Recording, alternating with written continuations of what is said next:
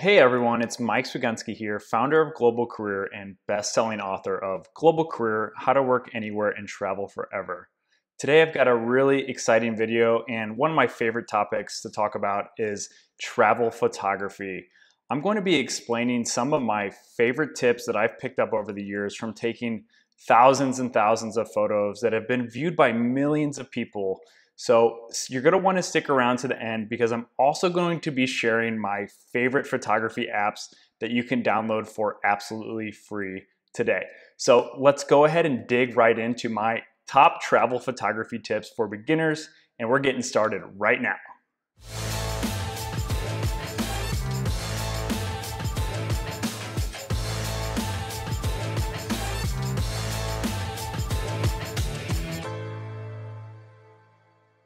So just a bit more background. If you haven't gone ahead and followed me on Instagram, you can find the link below. It'll be Swig Meets World. I share some of my favorite travel photography photos on there, and I also share a lot of great photos on Unsplash, and I'll share that information towards the end. But you'll be able to access my photo library, use them for wallpapers or anything else you want to use royalty free.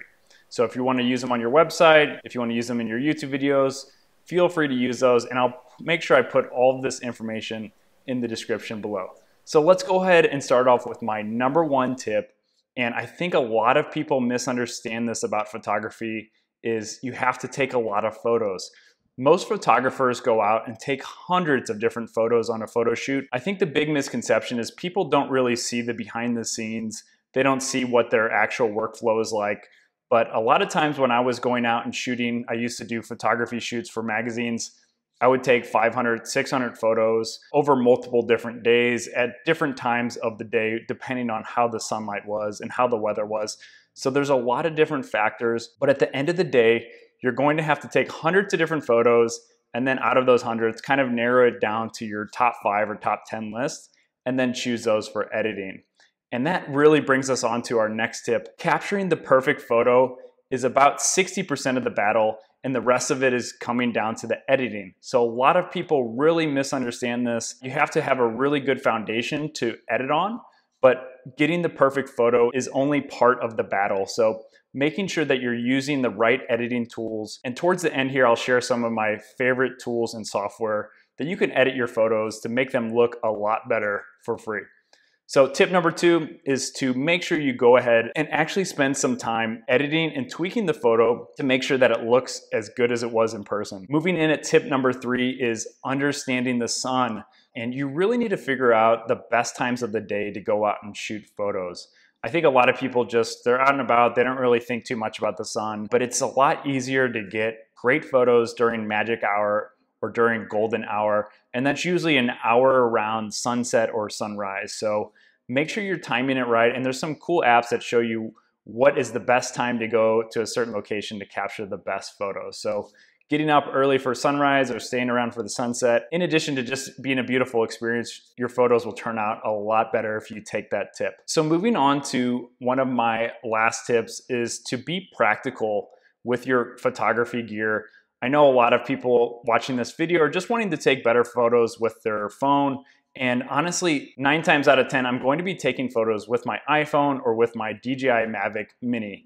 So with my drone.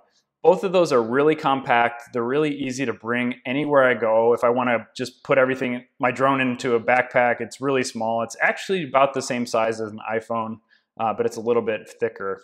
So having some photography items that are going to be practical. And again, you can check out all of my photos on Swig Meets World on Instagram, and you can see firsthand the power of taking photos with your iPhone or with a drone. You can take great photos, but it's going to come down to a lot of different factors. And moving on to my last and final advice is to make sure you're utilizing the best apps for photography. I like utilizing an app called Lightroom. They have a free app on iOS and on Android, which you can utilize. It really does a great job of giving you some more advanced features to really make sure your photos are looking as good as they did in person. One of the other things I also love is just the native app on iPhone. There's a lot of different modes, and figuring out which mode is the best. utilizing the portrait mode if you're taking photos of a person and blurring the background, taking a wide angle when you have a huge landscape or you're in a cityscape. There's going to be certain scenarios that work better for each of those modes. So trying to figure out which one fits the scenario and making sure you're utilizing all of these different options that you have on your camera are going to be essential. So if you made it this far, please consider liking this video. Let me know what is your favorite photography tip in the comments below. And again, if you haven't subscribed yet, I'm releasing 2 new videos every week. So I appreciate you subscribing and all of your support. Take care and have a wonderful day.